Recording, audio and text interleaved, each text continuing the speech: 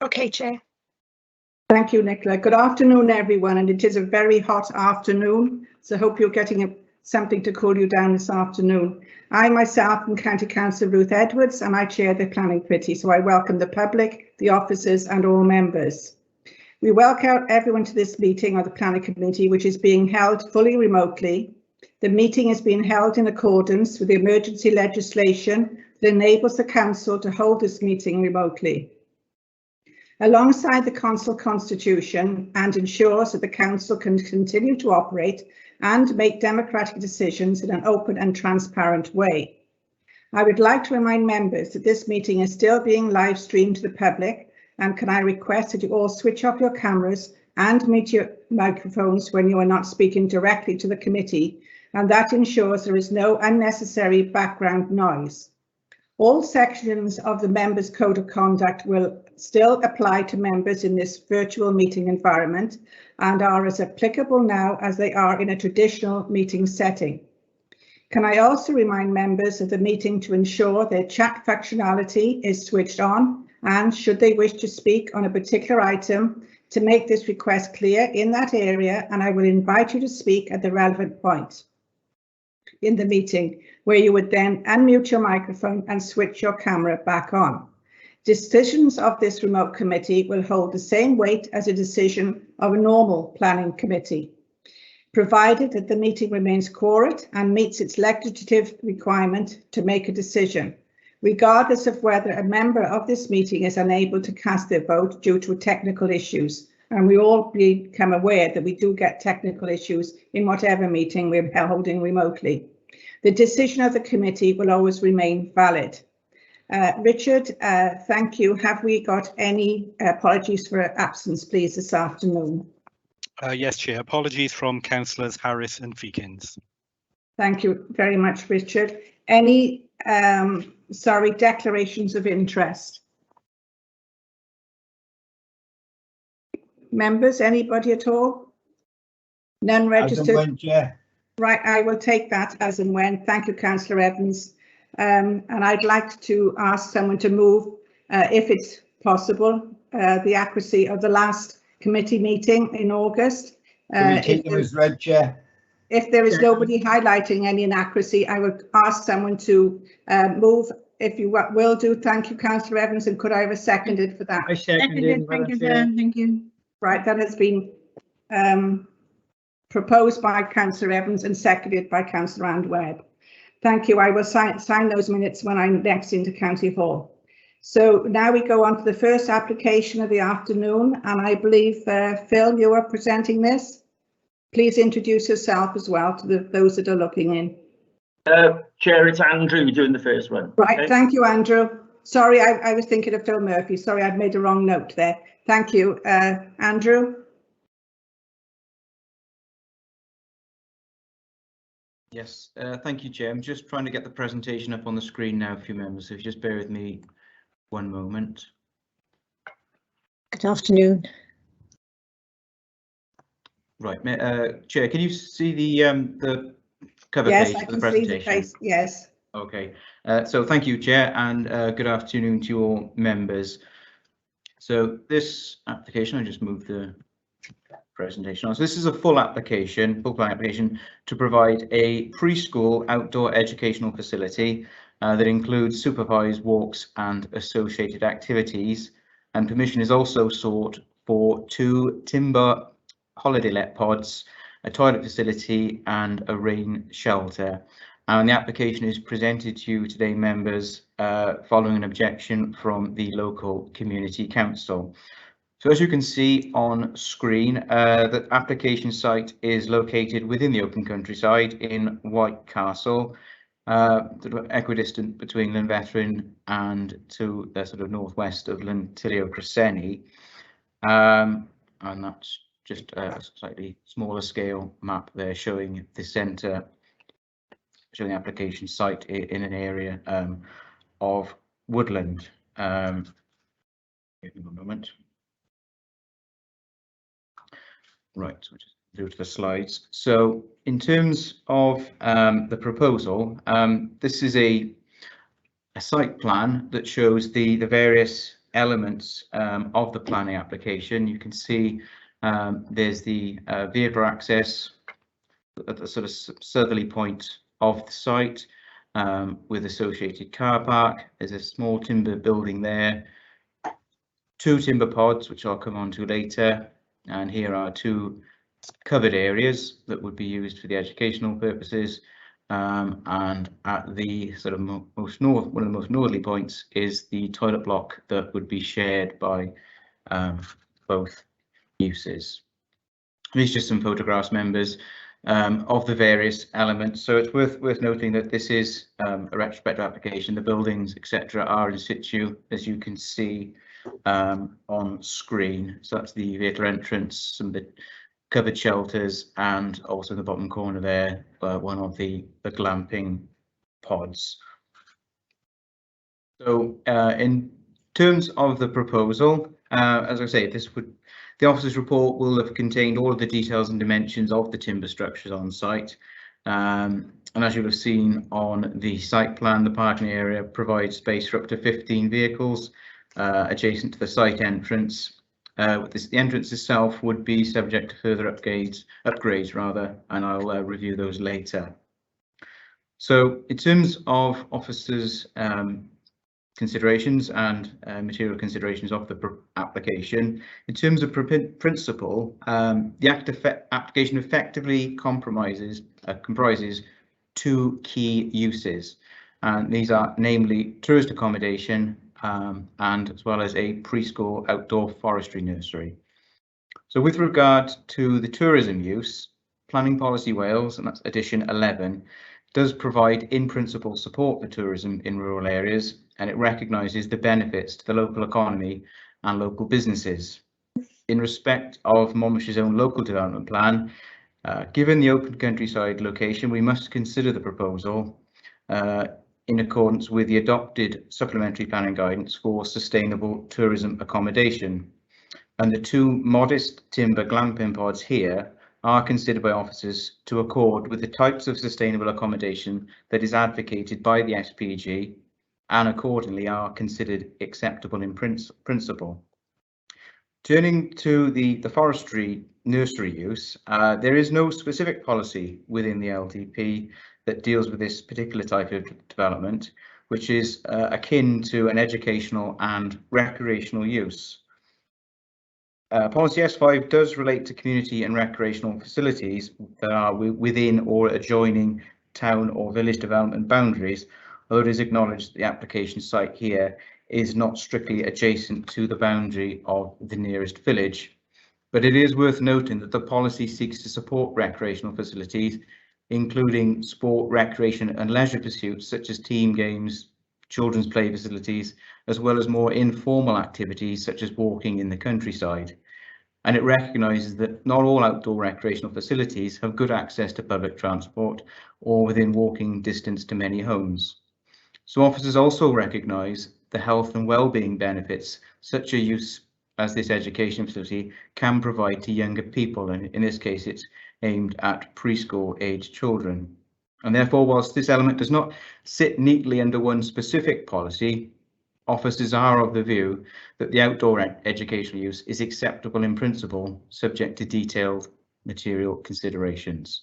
And just turning to those now, in terms of landscape, the application has been very carefully considered by the Council's Landscape and Urban Design Officer. Each of the structures are of modest scale, as you have seen in the photographs, and are well screened by existing mature vegetation, including woodland.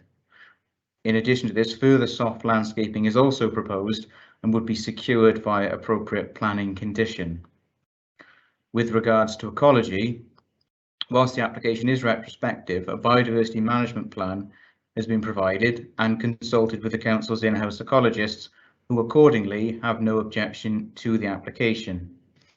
Details of external lighting provided with the application are limited, and therefore, as you have seen in condition 5 of the officer's report, this would be managed to control any future lighting to ensure that there was not only no harm to biodiversity, but also wider visual harm to the rural landscape. So subject to these conditions, in terms of compliance with the management plan and lighting, the proposal would comply with the requirements of policy NE1. In terms of residential amenity, as noted in the officer's report, the nearest properties are approximately 120 metres and 170 metres away from the site of the holiday pods. In addition to this, a noise management plan has also been submitted and reviewed by the Council's Environmental Health Officer. Subject to a condition securing compliance with the noise management plan, it is not considered that either the forestry use nor the holiday pods would give rise to unacceptable harm to the amenity interests of any third parties. In terms of highways, the Council's highways engineers offer no objections to development from a highway safety perspective. It is accepted that given the rural location that there is an element of dependency on car usage for visitors. However, the car park that provides up to 14 spaces is appropriate for the use of the land. Furthermore, it's not anticipated that the introduction of these additional vehicle movements on the local highway network, given its size and scale, would lead to a detriment in highway safety or capacity. And as stated at the outset, improvements to the existing vehicle access are to be secured through planning condition. And with regard to foul drainage, the site is within a phosphorus sensitive catchment area. However, in this instance, a compost toilet would be employed, which would be more than 40 metres from any surface water feature and more than 50 metres from the SAC boundary. And on this point, accordingly, no objection has therefore been raised by Natural Resources Wales. So therefore, in conclusion, the application has been very carefully considered by officers, including statutory consultees, and it is considered that both the educational and tourism use will provide wider social well-being and economic benefits to the local area. And accordingly, the application is presented to this afternoon members with a recommendation for approval subject to the conditions set out in the officer's report. Thank you.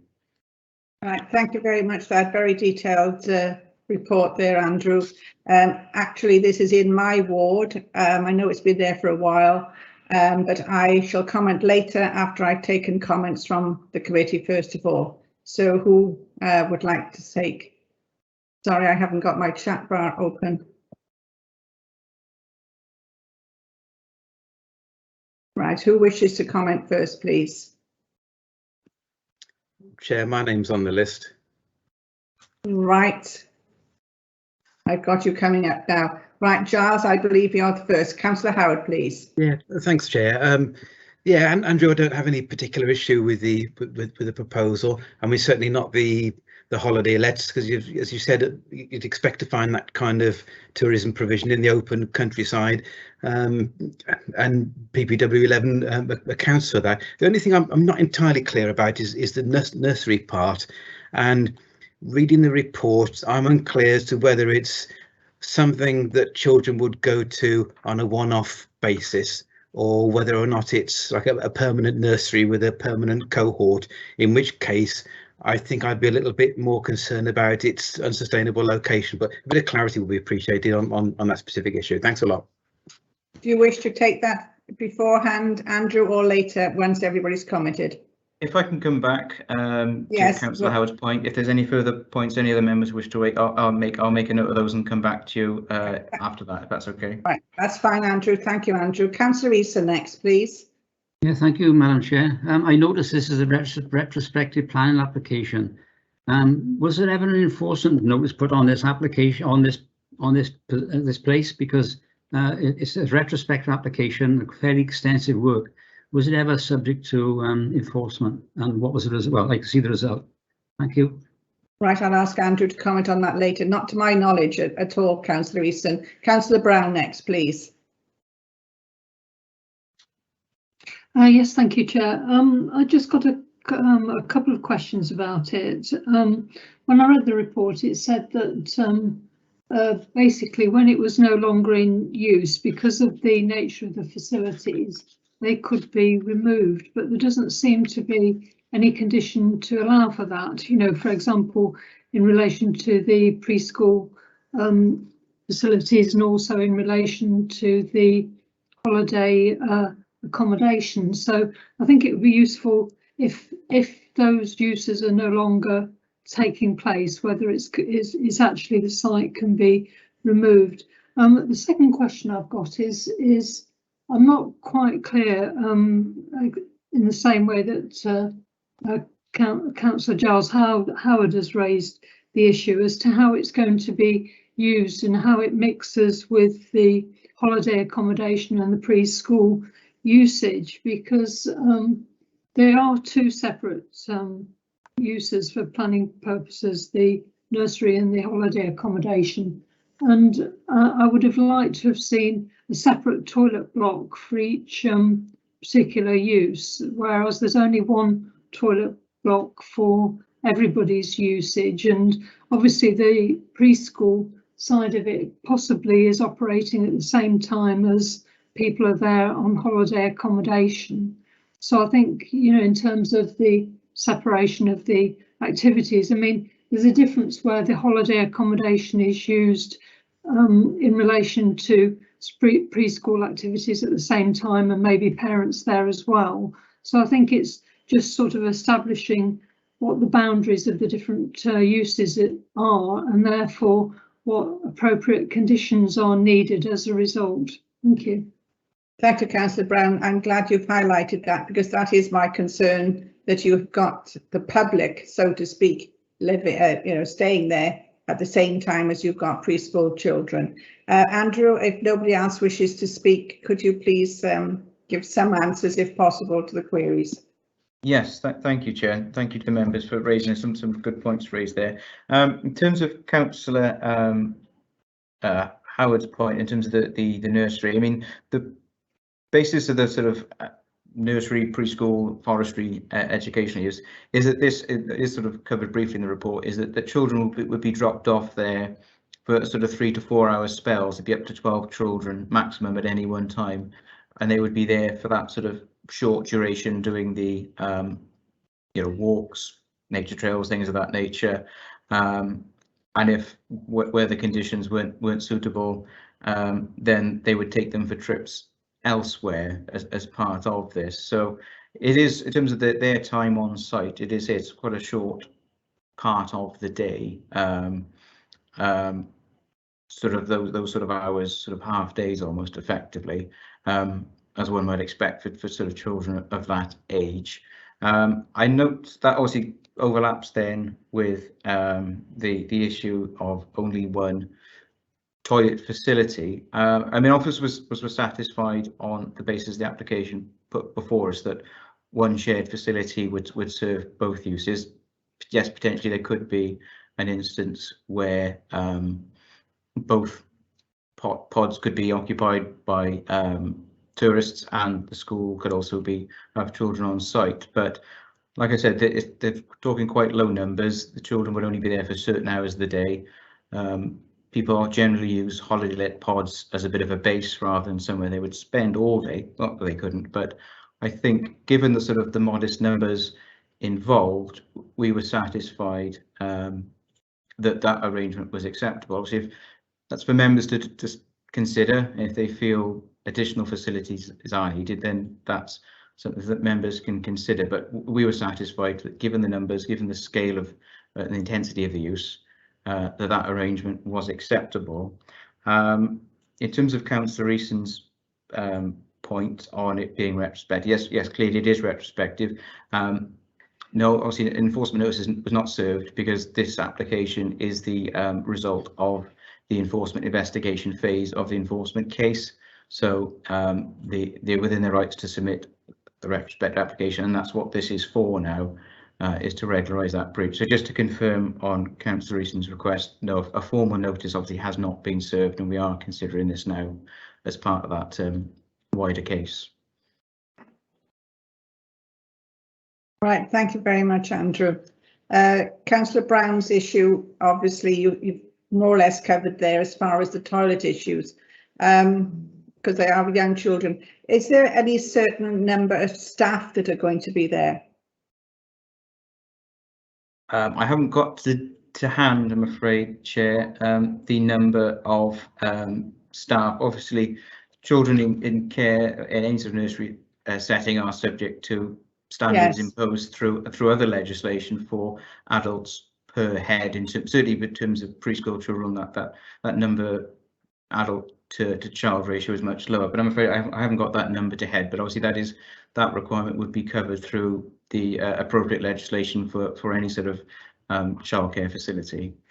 Right, thank you. And that being so, if they can't provide separate toilet arrangements through tourists, that it would be monitored very strongly with children using toilets when there are people staying in those pods. I would hope that would be addressed. Yeah, as you would expect for any sort of preschool facility, in terms of those sort of arrangements, obviously they'd be closely monitored by the appropriately qualified staff. Right, thank you, Andrew. Anybody else wish to comment? Chair, I've raised my hand again. I don't know if you can see. Oh, sorry, yes, I can. Sorry, Councillor Brown. Yes, thank you. You Yeah, wish to thank you. proceed? Thank you. Yeah, I didn't get an answer to the question about a condition removing the facilities if they were no longer in use, because I think it was a point that the officer's report made, you know, that because of the type of structures they could easily be removed if the use was no longer there. So I think it would be useful to have a condition on that.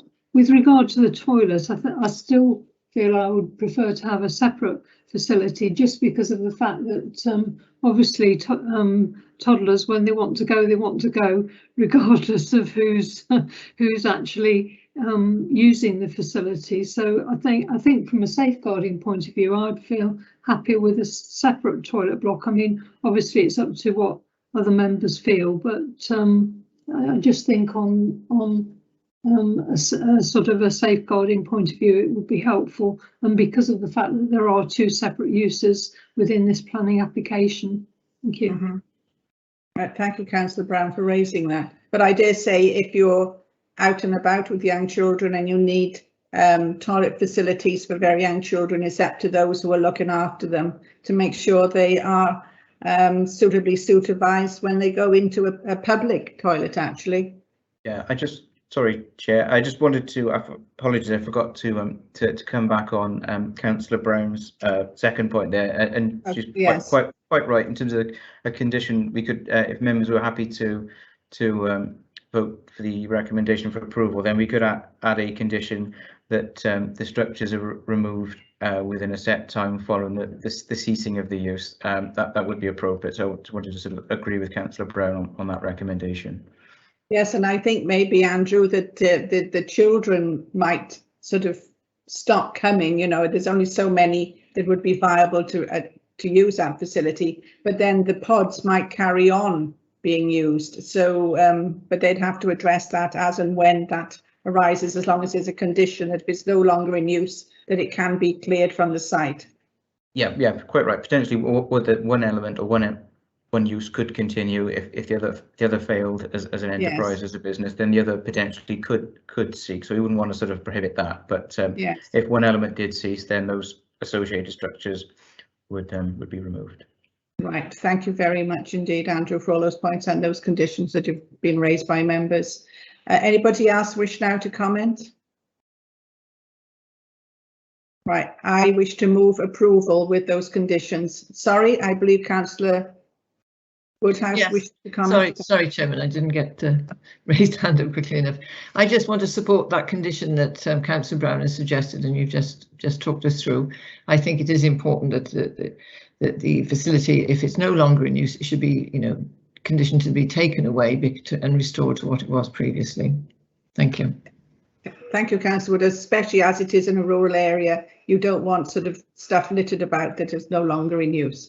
Thank you. I shall move for approval. Do I have a seconder, please? Yes, I'll second it. Councillor Maureen Powell, I'll second it. Right, thank you, Councillor Powell. Denzel, I believe we could now go to the vote. Craig, you wish to speak? Thank you, Madam Chair. Can I just ask for clarity before the vote is taken that we are voting for the recommendation outlined in the report as written, yes, with the associated conditions, with the additional condition to remove the building has been discussed. So that's that one additional condition. Yes, everybody's clear on that now when they go to the vote. If you have any question on that, please raise your hand. No, that's fine. It looks as though, Craig, we can go now to the vote. Thank you all.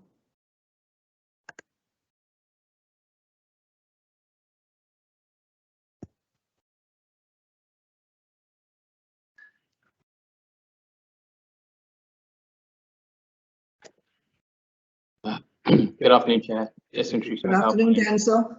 Denzel, the solicitor for the planning committee. We've now had 13 responses through. They're all for approval, so I'm happy to say that that motion has been passed. Thank you very much indeed, Denzel. So that application has been passed with those conditions that were highlighted. The next one we go to is in Monkswood-esque. This is 00636, an agricultural building. And I do believe, Bill, are you presenting this one? Yes, Chair. This is me this time. Yeah, Andrew's kindly going to do the presentation for me, or manage the presentation for me. That's fine. So we'll leave it on that slide for the moment, and I'll talk through the proposal initially, and then we'll have a look at the photos and plans a little way through my presentation. So this is an application for a new steel portal frame agricultural building to house sheep, a farm known as Henry Farm in Monkswood. And the holding extends to 54 acres, that's 133 acres, of which 16 hectares is owned and 38 hectares of the adjoining land is rented on a 10-year farm business tenancy. The proposed building will be located adjacent to the southeastern boundary of the site, adjacent to two other existing agricultural buildings, and would share the access with an entrance off the A472, the Glasgow Ordnance Factory. The proposed building would measure 55 metres long, 12 metres deep, with a pitched roof to a maximum height of 6.7 metres. The building would be steel framed with 3 walls on 3 sides, and the roof clad in olive-coloured galvanised steel.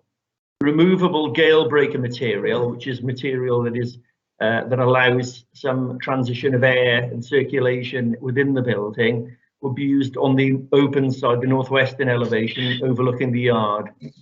So it's proposed that additional landscaping in terms of trees and hedgerows be provided to the northeast of the development, either side of the existing access to the site facing towards the main road, the A472. So during 2020, the applicant started purchasing what are called Pole Dorset sheep, and currently he has a flock of approximately 135 ewes, but intends to increase the flock to 350 breeding ewes over the next 3 years. As younger Dorset ewes have a shorter gestation period, it's anticipated that the flock would lamb 3 times over a 2-year period. Lambing has been underway on an intermittent and ad hoc basis since later November 2020, with a part of an existing open-fronted building used for mothering and monitoring. So if we just have a look at the photos. So, oops, if we could go back just towards the start of that one, that's great. Oh, right, okay, so yeah, if we leave it on that one, that's fine. I think members will all know this site. It's as you come out of County Hall and turn right, you go past the College Gwent complex, and there's a large equestrian building on your left, which is that large building shown in the bottom right-hand corner.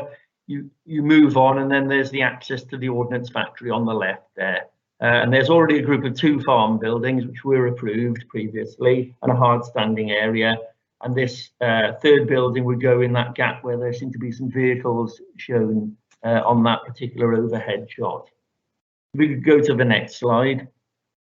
Yeah, that's showing where that larger 3rd building, the proposed building, would sit next to the 2 existing buildings, just close to the access off the main road.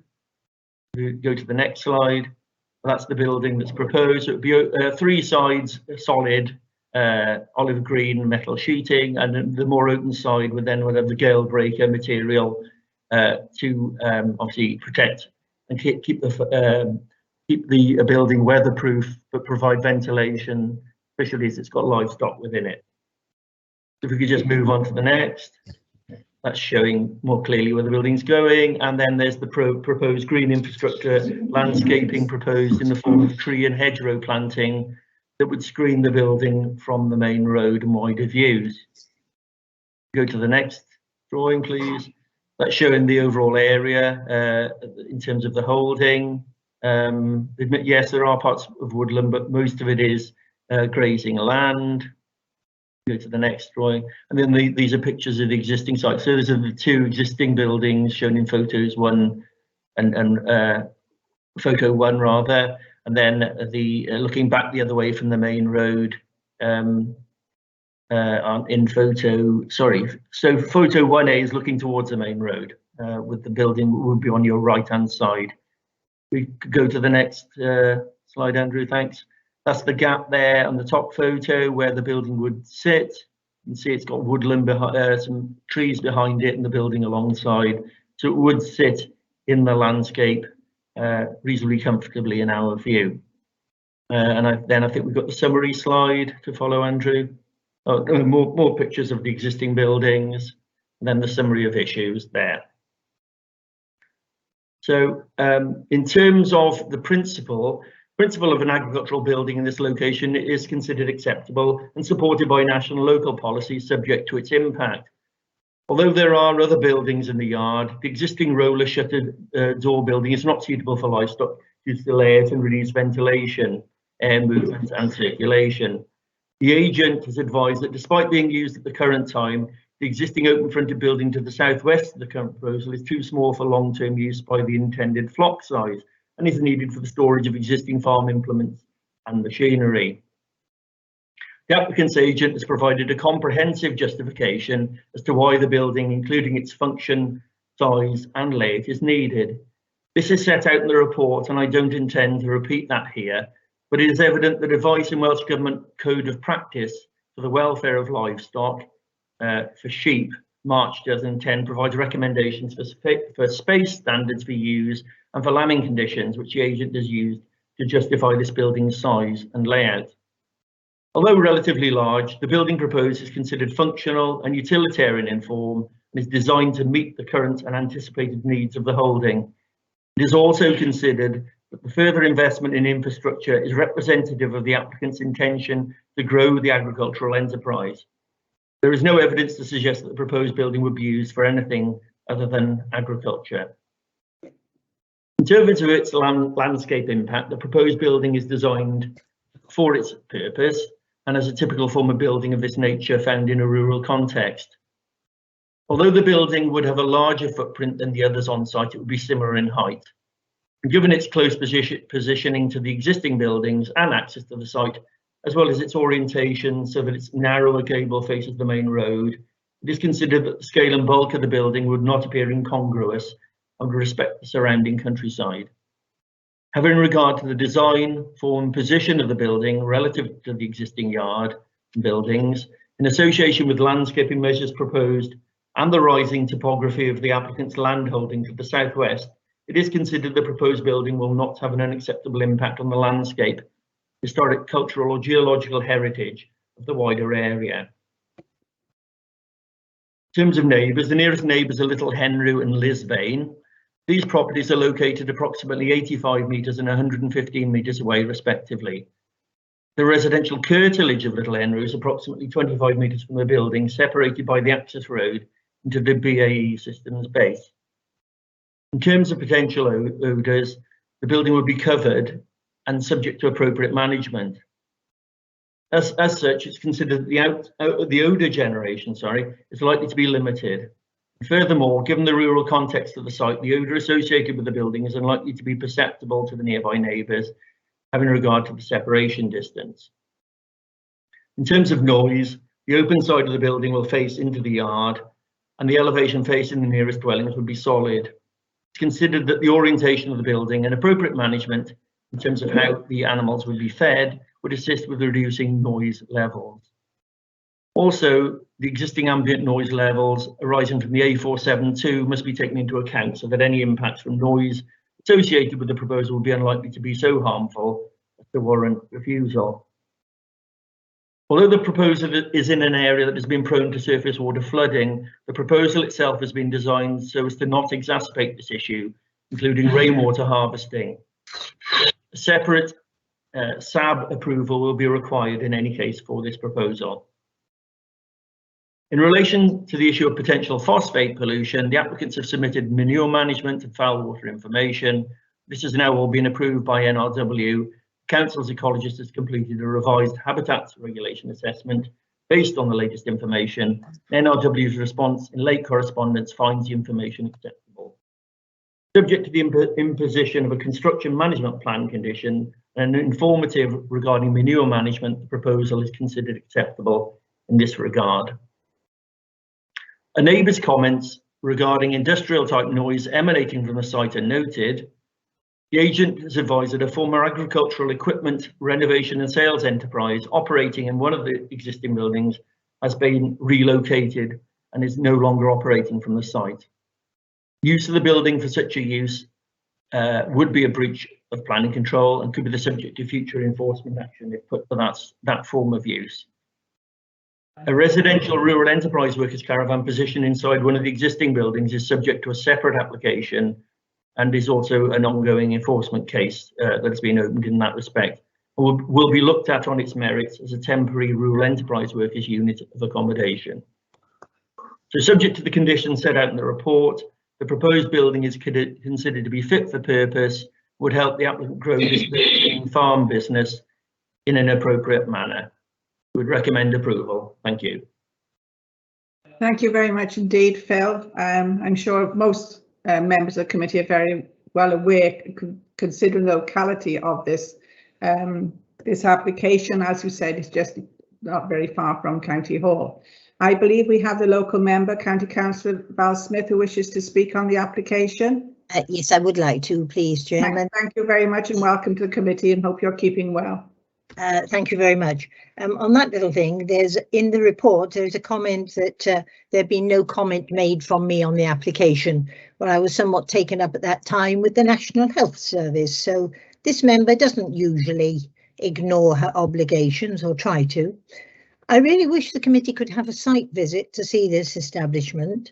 When you showed the overviews, Mr. Thomas, Phil, has the ground now been severed from Henroof Farm and the barns? The farmhouse, the Henroof farmhouse up the road, just beyond the grouping of the trees, you showed a border around that as though it was a separate identity now, because I presume that the equipment, the agricultural equipment that's been worked on this area of ground you're considering has now moved back up to the Henroof farm.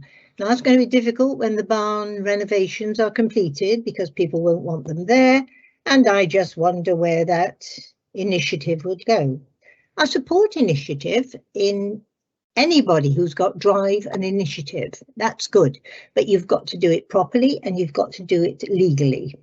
The two sheds that have already been agreed were actually both officer delegated decisions some time ago. The whole site design, the use, I mean, it does seem that the sheep are very long-legged, tall. These buildings are about 20 foot tall. I fail to understand, well, I suppose for security of equipment, yes, roller doors on a massive shed are appropriate. So the design is not exactly rural of that. The whole site needs looking at. The application for the residential caravan for somebody to live, which is at the moment on this site, that proposal is a mile up the road. It's detached from the Henroof farm, hence my question about the farmhouse. We've got the issue of bunding about the site. I don't recall that ever being agreed, and I am aware of the water flow on the A472 when it really flows and comes from the other side of the road. So you've got that bunding. That I don't ever recall that being agreed. Part of this application is actually on unauthorised hard standing. So how can you agree something, members, that's sitting on something that's not authorised? You've got to get it right. And your intentions can be to have a huge flock of sheep. I'm aware of other people with large flocks or small flocks in the vicinity, and they don't seem to require 20 foot tall sheds. I really would welcome a full review of this proposal, Chairman, and for members to actually go and walk and look at the site. Local member, I've been approached and talked to about the noise and the issues that emanated from work on those agricultural implements. That property next door has changed hands twice in the last few years. Once after the planning application that took a cycle route right past your kitchen, and possibly attributable to the noise and the disturbance that occurred with this. So I really do think there is a need for a very concise report and a hard looking at what is being proposed, because what we're going to end up with is an industrial yard. And would we, within our planning policies officers, have actually looked along the length of the A472 and said, this is the appropriate place for another industrial development? So, yeah, not a very happy member, councillor. It isn't a good proposal. This is all looking to the future. When you've got your large herd of sheep, come back again and let's reconsider. But please, can we sort out all the if, buts and maybes? The residential caravan, a log cabin in your shed. No, there's a lot that needs to be looked at, and I would be very obliged for you to defer a decision on this, for members to actually walk the site, because the site is very different when you stand on it to when you look at it from an aerial view. So thank you for letting me have my say, Chairman, and it's a lovely day outside. Thank you. Thank you very much for taking the time and to speak to the committee, Councillor Smith. Just to remind you that it's not a herd of sheep, it's a flock of sheep. But I'm sorry, Chairman. Thank you, Councillor Smith. So I will now take comments, please, from the committee.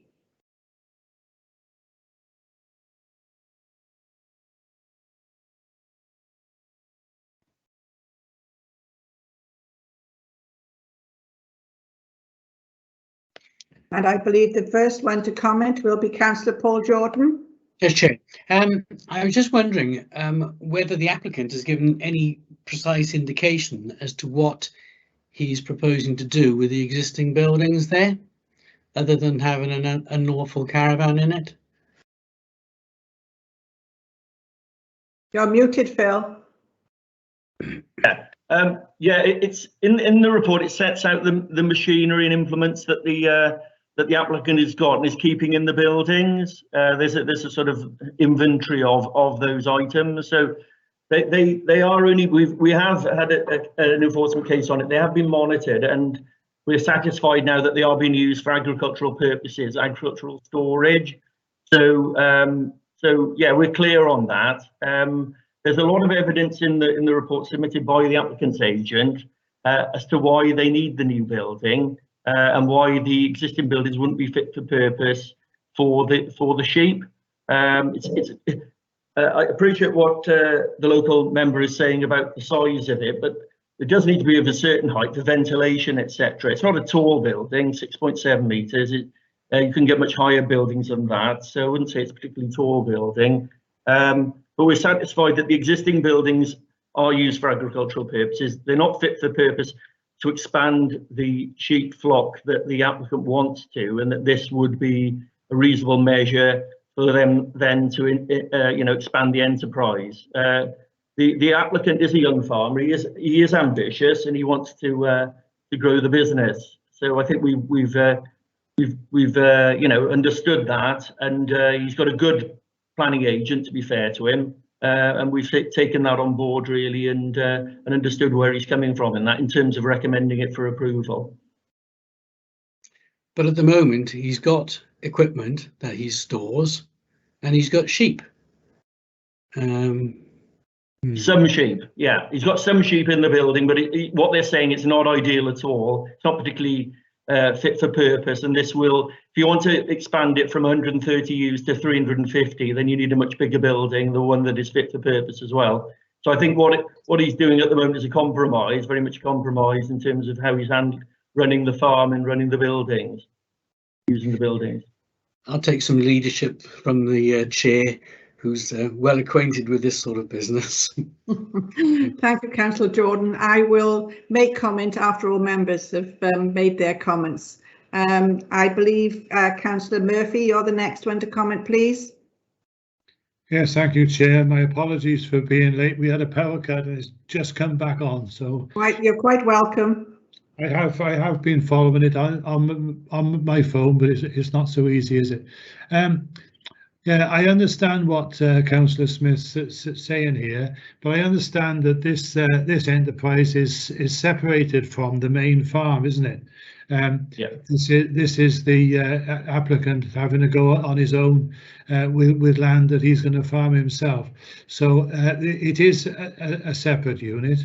I have had discussions with one of the near neighbours who has told me that provided that the new shed is used for the intended purpose, the sheep, he has no objection to it. He would have an objection if it was used for the repair of farming implements, but as we know, that would be an entirely separate matter and not the subject of this application. So on the basis of that and the fact that there doesn't appear to be any neighbour objection to this particular usage, I'd be prepared to recommend approval. Thank you, Chair. Thank you, Councillor Murphy. Councillor Brown, next, please.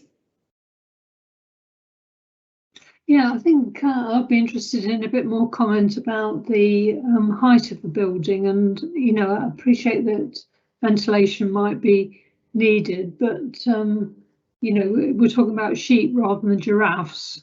So perhaps those with more farming knowledge could comment on that particular point. If those with more farming knowledge aren't happy about it, then possibly it could be deferred for the delegated panel to have a look at. Thank you. Thank you, Councillor Brown. No, they're not giraffes, but very often it's the equipment needed to clean out the bedding that is used, the machinery that's used is usually the problem. That's why a lot of old traditional barns are no longer fit for purpose on a lot of farms, especially the stone ones. Councillor Anne Webb next, please. Yeah, thank you, Chair, and good afternoon, everybody. I think that we'd all benefit from a site visit, even if we can just go individually how we can do this, as Councillor Smith has requested. Another thing is that not all the sheep are going to need to be in all at the same time. Surely 150 sheep, then they'll get their lamb easily and they'll be put out to grass. I would not have thought that you would need 350 sheep in at one time. That's just my point. Thank you very much. Thank you, Councillor Webb. Anybody else now wish to comment? No, that was Councillor Jeremy Becker, please. Thank you, Chair. Councillor Becker, good afternoon. Good afternoon. Just a little clarity, please, on that hard standing that Val mentioned.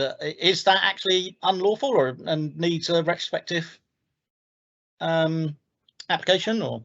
Yeah, look, the hard standing that would sit immediately outside and the building is on is part of this application. Any other part of the hard standing that is not included within the application is separate to us, is subject to a separate application, as far as I understand it. That's not before members, so it just be part of it to serve the actual development itself and to sit the development on top of. Your report says that it's actually standing there, Phil. Sorry, Councillor Smith? The report actually indicates that the building is standing on an authorised. Yeah, so this application is to authorise that element of hard standing, indeed. There's another one for that.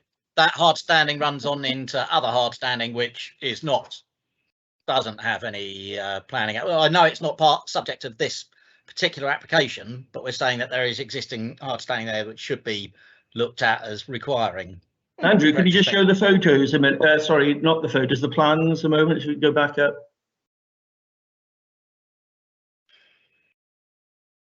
Have we got the red edge plan? No, not the look of it.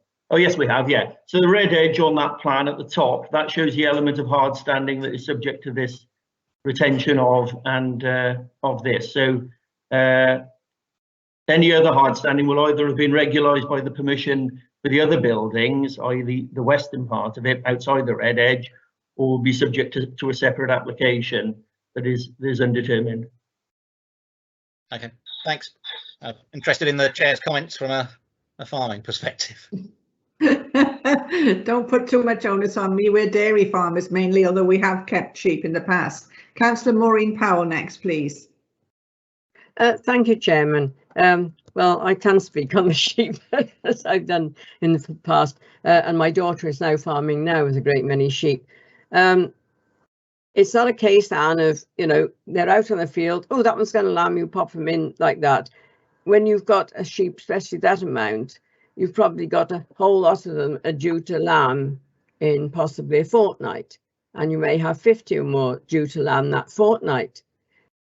In this day and age, you tend to have a big building like this, so you can get them all in, so they're in the dry, and you can deal with them as and when they're actually lambing, and you can be up hours of night sometimes with them. It's not a, you know, they do need a big an indoor shed these days. It's a different way of working than it was many, many years ago. And as for the height of the building, you need that, because when you've got a lot of sheep, if you can imagine a lot of sheep breathing and their wool slightly moist from being inside, you do need ventilation. And I know it's difficult to understand if you haven't actually done it yourself. So that's why I just want to answer that bit. Thank you. Thank you, Councillor Powell. Yes, I've taken rather a strange look at this development, actually, of very new buildings that are up there. All the machinery is housed behind shutters, an awful lot of machinery for the size of the holding.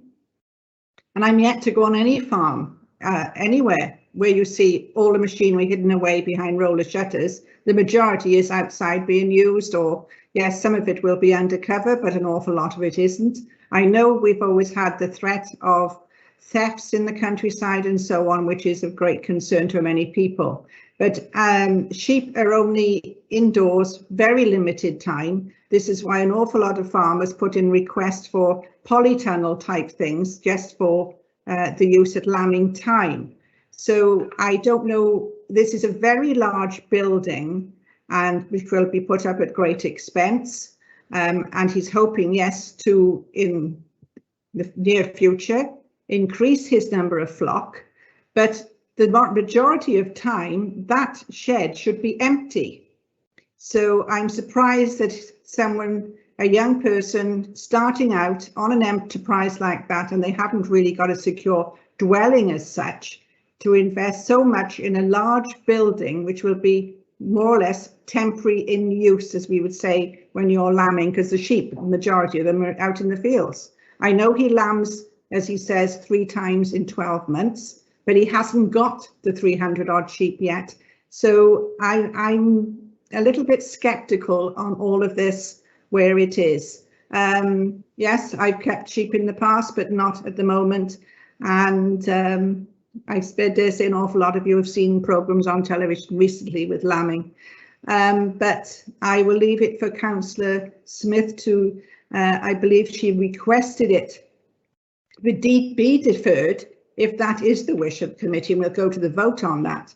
And as it is so close to County Hall, maybe members can actually just drive along the road and take a look, whether we can do it on a site visit that's organised by officers. I'm not sure, but I think perhaps because of the concern of it and some of the scepticism of the committee, that might be a way forward. I don't know how much you want to comment on that, please, Phil. Yeah, just to go back a stage, I mean, what we've got to demonstrate is planning harm, I think, in terms of this building. It has been designed for agricultural purposes. There is evidence from the applicant about the wish to expand the enterprise, you know, to go to 350 ewes. And I think we do have to take a lot of that in good faith in terms of the ambition of the farmer. Yes. There'd be, I think, in terms of demonstrating harm, that would be quite a difficult test if it did go to appeal. And the applicant has, you know, commissioned a well-renowned agent to actually provide a good case for them on this one. We can look at it if members deem that is appropriate, but I think didn't Councillor Phil Murphy recommend approval for the application? I appreciate that wasn't seconded. So yes, is that what we need to deal with first before we consider deferring it? I did recommend. Chair, I'll second that. Sorry, I still have 3 more hands up, and I'll take those comments first before we go to anything as far as the vote is concerned. Sorry, Chair, I did suggest deferral for the delegated panel to have a look at it. Yes, you did. You did indeed, Councillor. The delegated panel referred it to committee, though, as I understand it. So they've already, you know, had sight of it. Right. We haven't actually been to site, but we have had the documentation on it. Councillor Maureen Power, please. You're the next one. So sorry, that's my original hand. It hasn't gone away. Sorry. So it hasn't been taken down. To get rid of it. There's nowhere to put it down. Right. Thank you. Anybody else then wish to comment that hasn't commented already? Chair, I'd like to second Phil Murphy's proposal. Right. Thank you. We have a seconder for approval. I have also got somebody else who, before I go to the vote, Councillor Giles Howard wishes to comment. Thanks, Chair. I'm just looking at the report, and I see that 16 hectares is owned and the rest is on a 10-year tenancy. The report doesn't say how long the tenancy is, but I'm just thinking in terms of the investment for the building and the security of that extra land. I'm wondering if the other 38 acres, the tenancy didn't continue after that period, would the remaining owned 16 hectares be sufficient to support a flock of the size that the applicant seeks? That's all. Thanks, Chair. No, we would have to source other rental land, I should imagine. Yeah. But that's as and when he does acquire 300 odd in his flock. It is a 10-year tenancy, which is a reasonable length of time in terms of, you know, investment and prospects. Is that 10 years from now, Phil, or when he had the first building erected in 2017?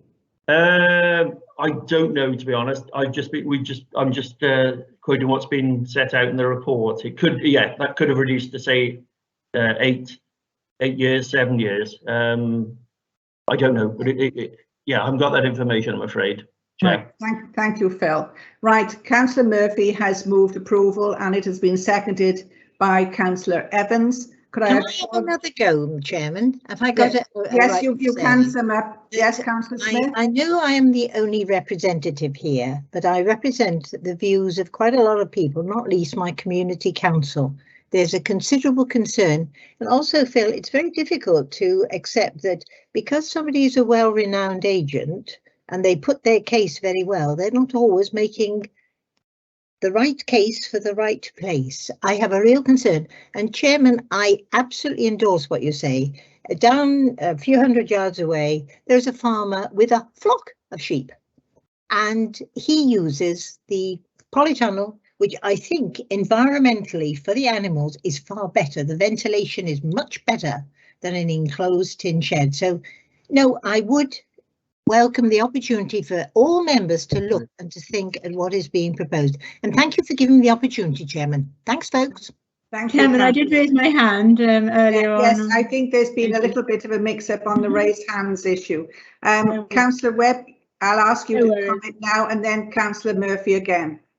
Thank you, Chair, very much. Can I move deferment for us to, in some way or other, visit the site, please? I am concerned about one or two aspects still. The acreage, the size of the buildings, and the fact that sheep are turned out quite soon after lambing nowadays. Thank you. Thank you, Councillor Webb. As we've had, Councillor Murphy, do you still wish to comment again because your hand is still up? Yeah, very briefly, Chair. As this has been looked at by the delegated panel and referred to this committee, we've had substantial responses to the queries raised. I honestly don't see what benefit there is going to be from having a site visit. So as far as I'm concerned, the recommendation for approval still stands. Right, thank you, Councillor Murphy. I believe Craig wished to comment, and then Councillor Woodhouse, and I will take that as the last comments, and then we will go to the vote. Craig? Thank you, Madam Chair. I just wanted to come in on the point with regards to site visits and just obviously explain the situation that we've been in the last 18 months now with regards to the pandemic and making decisions, democratic decisions via the planning committee in this virtual forum using site videos, photographs, etc. Obviously today's conversation with regards to site visits, members keen to look at site. Maybe that is something that we can look at in the future and have a discussion on it as a committee and to see if that can be formulated with applications going forward. I think in terms of process today, there has been a motion to approve. I just wanted to sum up as well in terms of summarising the application itself. It is an agricultural building, a modern agricultural building in an agricultural setting, which is appropriate in terms of its character and its setting for that area.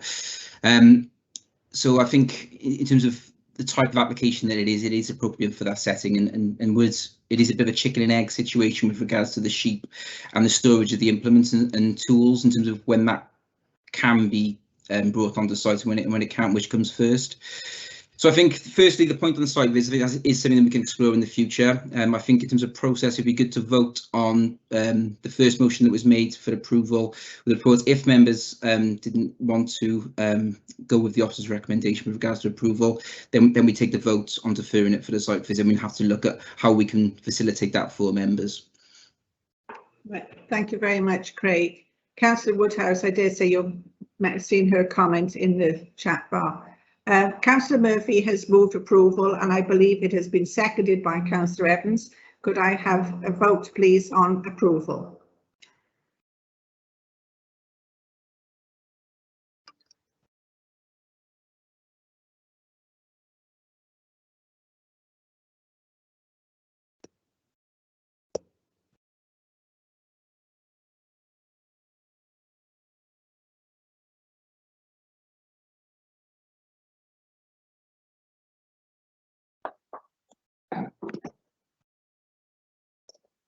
Good afternoon again, Chair. This is a very close one. We've got 7 for approval and 6 against approval. And seeing as how there's potentially a second motion to defer, I'd like to ask that we can go to a vote individually, hand by hand, if Democratic Services could facilitate that. Thank you. Yes, Chair, I could do that. Would you like me to call the names out now? Yes, please, Richard. Okay, this is for approval. So how are you voting, Councillor Becker? For approval. Councillor Brown? Against approval. Councillor Clark? For approval. Councillor Davis? Against approval. Councillor Jordan? Councillor Jordan? Against approval. Councillor Eason? Against approval. Councillor Edwards? Against. Councillor Evans? Councillor Evans? Councillor Evans? For approval. Councillor Feekins? Sorry, he's not here. Apologies. He's absent. And Councillor Harris is also away. Councillor Higginson? Councillor Higginson, are you with us? Sorry, I was muted. For approval. Councillor Howard? For approval. Councillor Murphy? For approval. Councillor Powell? Councillor Powell? Muted. For approval. Councillor Webb? Against approval. And Councillor Woodhouse? Against approval. Thank you. So that's 7 for approval and 7 against approval. So the chair now has the casting vote on whether to proceed on it. Well, I counted 8, Denzel. Did you? I've got I had 7 responses for each. Okay. And that would. I also have 7, Chair. Okay, fair enough. Well, I have to stand by what I first voted, and that was against. Okay, thank you, Chair. So we'll now move on to the second motion in relation to deferring it subject to site visits. If you could just bear with me a second while I put that vote in. Thank you, Richard.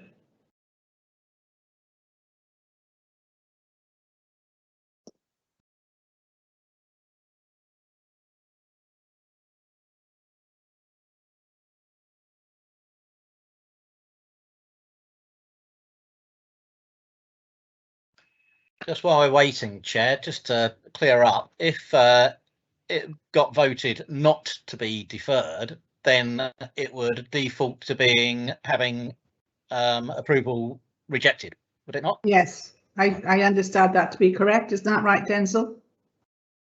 Yes, that would be the effect, yeah. Thank you, Councillor.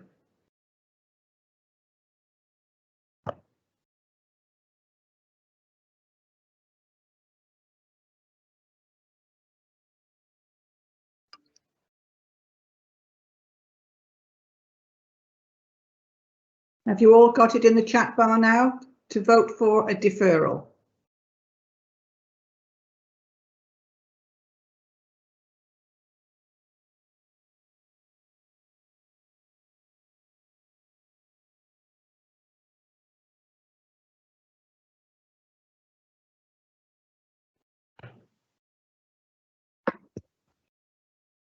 So we've now had 12 responses, Chair, 13 responses. I believe there's 1 member left to vote, but there's 10 for deferral and 3 against deferral. So I'm quite happy to say that's quite clearly passed. So that application will be deferred subject to members undertaking a site visit. Thank you. Right, thank you. Hopefully we can arrange that, whether it's individually or whatever. I'm open to suggestions now from you, Phil or Craig. Yeah. Just want me to answer that, Ruth. I think we need to go away and have a think about that in terms of how we're going to facilitate that so it's safe for all members to do so and to be accompanied by officers and how we move forward. Yeah, so that is something that we need to look at in terms of the pandemic regulations, the COVID regulations from our government, and see how we can facilitate that. But yeah, we can do that certainly. Right. Thank you very much. Can I just butt it in there, Chair? A couple of weeks ago, we had a minibus for 21st Century Schools where we went down to Barry and to Llanelli. That was deemed to be okay. It's, we went off in the minibus just like we would on our normal planning trip. So I would have thought that it would be all right.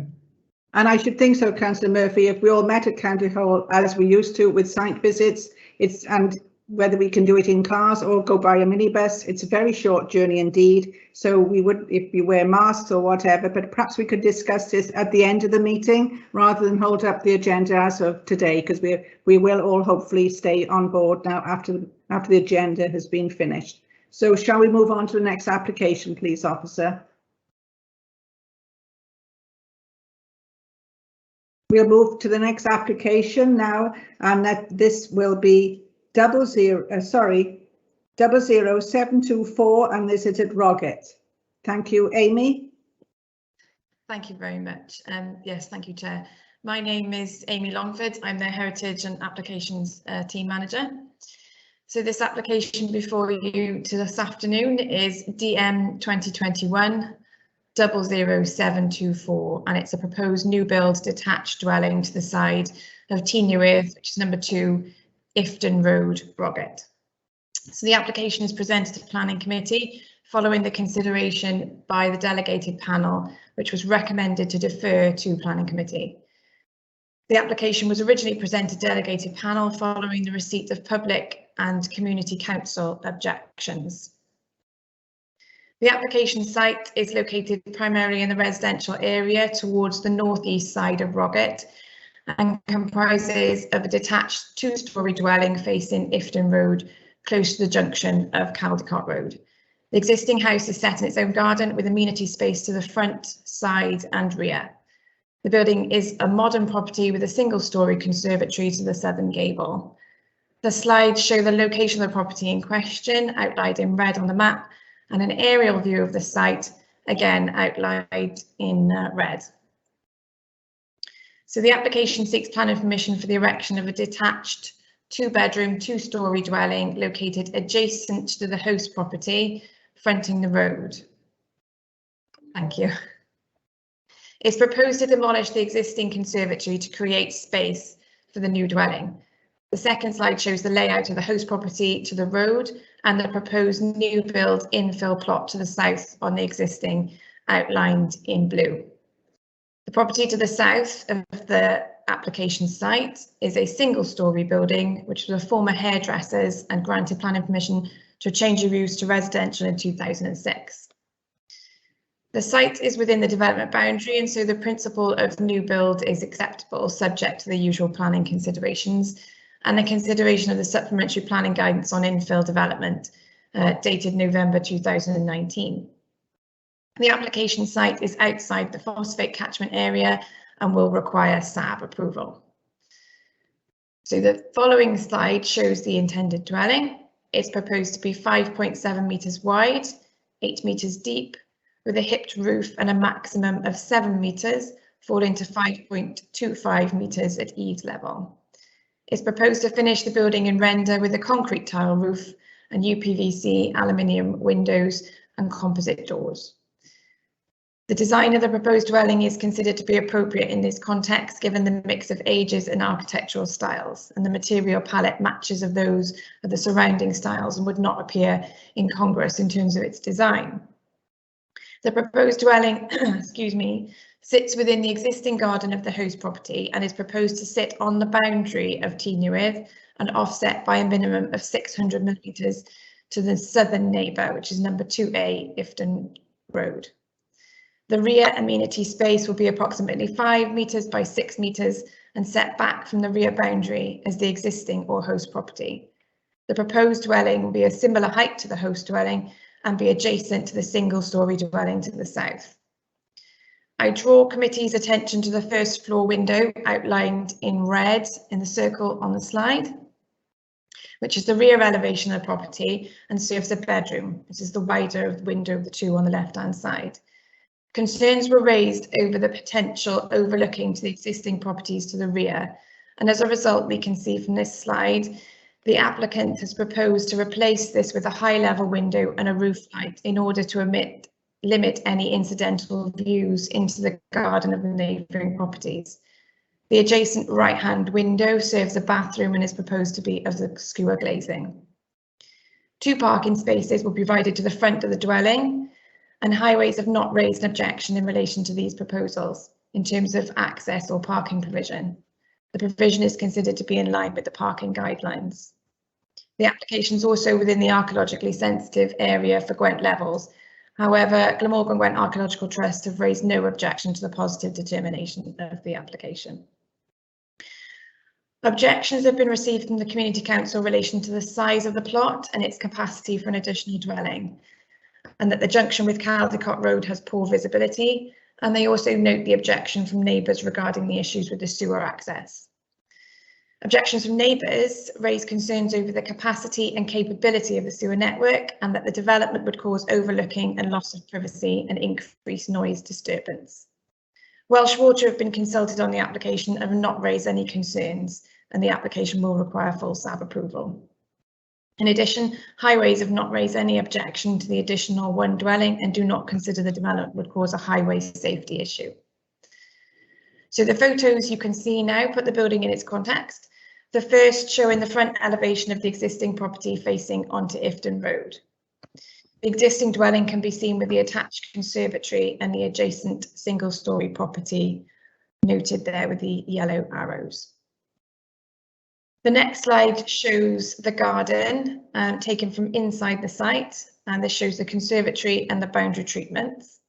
Again, the next slide shows dwelling 2A, as you can see here, and the conservatory in the middle, the proposed, which will be the proposed position for the new dwelling. The next slide then shows us the site from the neighbour's property. This is taken from the property to the rear, which is number 16 Caldecott Road, to the north of the site, and their garden runs the full length of the rear of the proposed site.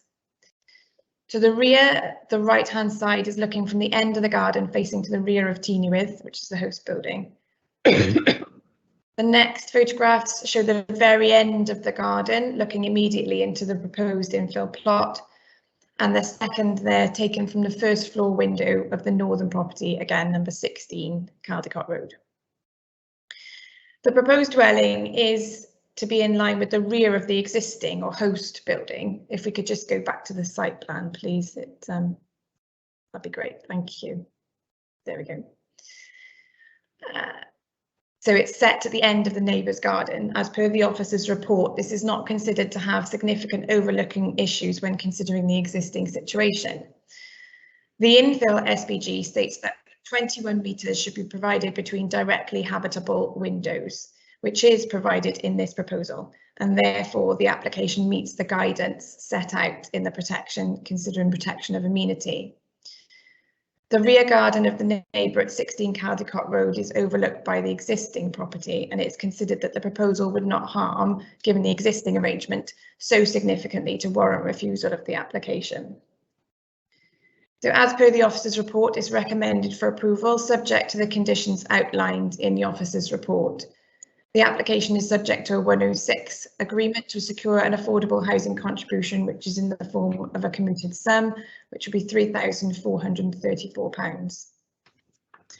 So in conclusion, the application is recommended for approval, subject to the conditions outlined in the report. And I refer back to members for your consideration. Thank you. Thank you very much, Amy. I believe Councillor Guppy is in this ward, but I haven't seen any comment. Could you highlight the side of the existing dwelling? And there's two windows in that side, Amy. Does this go up straight up in front of those two windows? You're muted, Amy. Apologies, we keep doing that, don't I? Yeah, if we could just go back to the site plan, that'll show us exactly. Yes, we can see those windows in the side property. So in the southern gable of number Tŷ Newydd, yes, this property is hard up against the boundary between the two. And those windows from the host house will go straight into the wall of the new dwelling. Yes, there is a very small gap between the proposed dwelling and the existing host dwelling, yes. Great concern for those two windows opening there. Right, I'm open to comments now, please. I believe Phil Murphy, Councillor Murphy, you're the first one to comment, please. Yes, thank you, Chair. And I don't like this. I just think it's far too much squeezed on far too little. You've got barely enough room to do any maintenance. Taking anything from the back to the front or vice versa would be almost impossible. It's probably got to be taken through the house. I think the community council have summed it up. I just think it's, as I say, far too small a site. So on the basis of that overdevelopment, I will be voting for refusal. Thank you, Councillor Murphy. Councillor Jordan. Have I gone? Oh, sorry, Councillor Easton, you're next. Oh, sorry, right. Carry on, I will take Councillor Easton next, please. Sorry, Councillor Jordan. Okay. Thank you, Madam Chair. Yes, this is a new development. Everything that Councillor Murphy said, I won't repeat, but this is a new development. Highways have shown no objection to the fact there's a new development, where new developments with 3 bedrooms would require 3 parking spaces, probably. The road is a very, very narrow road, and if there's going to be a 3 bedroom property with a potential of 3 cars, that road is very, very congested at the moment, and it will enhance problems of safety. I can't support such a narrow infill such as this. Thank you. I believe correction is 2 bedroomed. I believe Councillor Easton on the drawings. And right. Are you sure? I'm not sure. It looked like 3 to me. So if I'm no, it's just 2. It's 2. Councillor Paul Jordan next, please. Yes, I'm concerned about the diminution of the amenity value of the host property. And when it comes to those windows, it looks as if there's less than a metre distance between the host and the applicant property. You won't even be able to open your bedroom window fully. No. And then for fire safety purposes, how do you escape from that house? That was a concern. Thank you for the comment. Thank you, Councillor Jordan. Councillor Giles Howard, please. Thanks, Chair. I share the comments of other members. I don't think it's a quality development. I appreciate this. The street scene is mixed. I've been looking at the Google Street Views and obviously seen the photographs in the presentation. But yeah, the impact on the host house. Well, the only way you'll be able to maintain that side elevation is by going into the host property, opening the window and painting or doing whatever you need to do from there. But I'm also considered about the impact on the amenity of the single-storey structure. I could see that there are 2 windows within that side elevation, albeit that they're towards the end of the property and beyond the point at which the new dwelling's rear would extend. But I still think there's going to be an impact on the outlook from those windows, and I think having, I can see there's a pathway to the side, a gated access to whatever rear space they've got. And I think having that new side elevation there so close is going to be extremely oppressive, and I just think the whole thing is really poor quality. It's a step too far. If the plot was a little bit bigger, yeah, I think we'd have reason to support it. But in this case, I'll go with other members' views. Thanks. Thank you, Councillor Giles Howard. Councillor Maureen Powell next, please. Yes, I agree with them all. And if you remember, we had one in Abergavenny a good few years ago now, where I think that the distance between the 2 houses was under, I expect the officers can put me right on this, the actual distance between the two properties. There is a regulation as to the distance, and I think it was more than that. But I mean, imagine living in that so crammed up to each other. I just couldn't possibly agree to this. Thank you, Councillor Powell. Amy, do you wish to comment, or should I take Alan Davis, Councillor Alan Davis first, please? Probably best to take Councillor Davis first. Yes, thank you. Thank you, Amy. Councillor Davis. Yes, thank you, Madam Chair. I just want to endorse the comments of the other councillors, and if ever there was an example of overdevelopment of a site, this is it, I think, and I'd agree totally with the comments of the other councillors. Thank you. Thank you, Councillor. Now for you, Amy, please. Yes, thank you for the opportunity. I suppose in relation to the overbearing or overdevelopment issues that councillors have raised, so the recommendation has been considered in relation to the guidelines set out in the SPG. However, the issues of overbearing and the suitability of the plot for a dwelling, size and scale, these are more subjective matters, and there's no specific set measurements or plot sizes set out in the SPG. However, these subjective issues, it is obviously within committee's gift to come to a different conclusion, and if the committee feels that the plot is too small to accommodate a separate dwelling and it would be overbearing on the neighbour of plot 2A, then of course the committee can come to this conclusion and suggest to refuse the application. I would ask that we could clarify the reasons for refusal today, if possible, please. Thank you, Amy. Councillor Phil Murphy, I believe it was you that moved for refusal of this application. On what grounds do you wish to do that, please? The dwellings an inappropriate size for the size of the plot, so overdevelopment. Right, thank you, Councillor Murphy. Do you have a seconder for that? I'll second it. Right, I'd also suggest adding to the reason for refusal detriment to the amenity of the neighbouring properties. Right, thank you very much for that, Councillor Howard. Amy, have you made note of what Councillor Giles Howard said? Thank you. I think perhaps with the main of the concerns and comments from the councillors of the committee, we can go straight to the vote, please.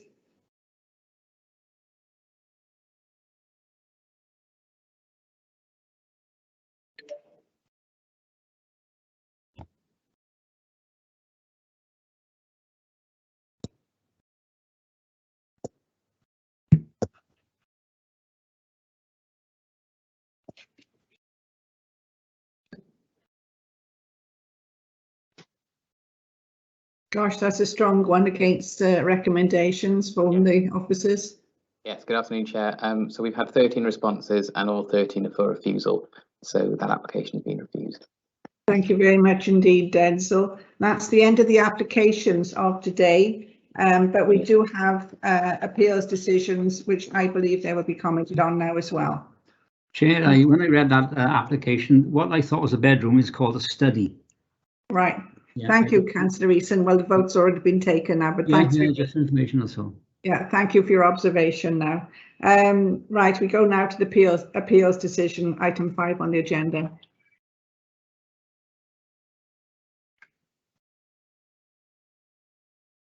Thank you, Chair. I'll cover this one. So this was an appeal at Bush's Barn. The applicant had appealed against a decision made as officer recommendation endorsed by committee to effectively refuse permission for the removal of an older type of occupancy condition attached to this dilapidated bungalow in Earlswood. And the process is that although the application was approved by the council rather than refused, the council then applies a fresh, more modern version of the condition to reflect the changes in legislation, in this case revisions to Planning Policy Wales and Technical Advice Note 6. So in effect the condition is reimposed in a modern form and is for to protect the building, you retain it for rural enterprise workers or their dependents, and if there's no need for those for affordable housing in the wider area. The applicant appealed against the new condition, but the appeal was then dismissed. The inspector found that insufficient time had been given to market the property to the wider group of potential buyers who would qualify under the terms of the new condition as a rural enterprise dwelling. In addition, only a small number of offers, although only a small number of offers were made for the property at the time, the inspector considered that this indicated some demand for properties of this type, that it could not be said there was no demand or interest for it. And in addition, the council had produced evidence of other dwellings that had been permitted as rural enterprise dwellings in the area and the locality, but relatively recently, which suggested that there is a level of demand and need for rural enterprise dwellings in the area. So the condition was seen as continuing to be necessary and meeting the tests for a sound condition in the circular, and so the appeal was dismissed. So yeah, I know Councillor Brown didn't think that was the right one, but we got that from the appeal, from the application folder for the application. It was sent in by the surveyor who did the survey of the property and assessed its value for the applicant in the first place. So it might not be a very good photo of it, I guess, but we believe that is the property in question. Yeah, I thought. Sorry to interrupt. I just thought it was a lot more dilapidated than that. It might have been. It might be now, but that was taken at the time, I guess. Thank you. Thank you. That's me finished. Anybody else wish to comment? Well, but I believe you could comment, perhaps, Phil, on what he now intends to do, the applicant. Yeah, it's at a bit of a crossroads, this one, in that the applicant has challenged the appeal decision. So in effect, the planning inspector's decision is being challenged by the potential judicial review route. So we'll see what happens with that, and our legal team will keep us abreast of that. And we can advise you on that in the future as to what happens.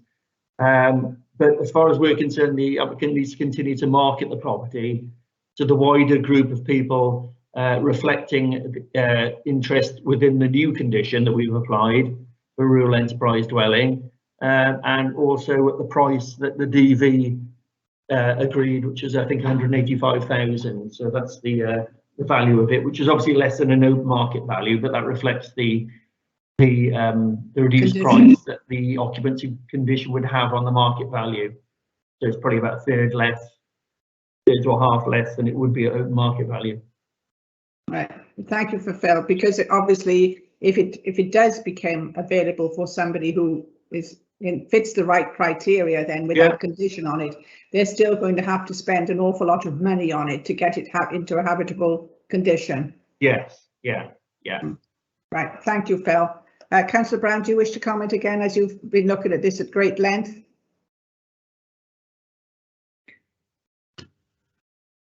No, thank you, Chair, particularly as there's a judicial review going on. Thank you. Right. Thank you very much, Councillor Brown. I believe that concludes all our applications and everything on the agendas today. But I dare say you were all aware, if not, if some were late joining the committee, we are now not recording, and Craig wishes to address the committee. Thank you. Thank you all for your attendance today, and don't be out in too much hot sunshine. We'll have the thunder.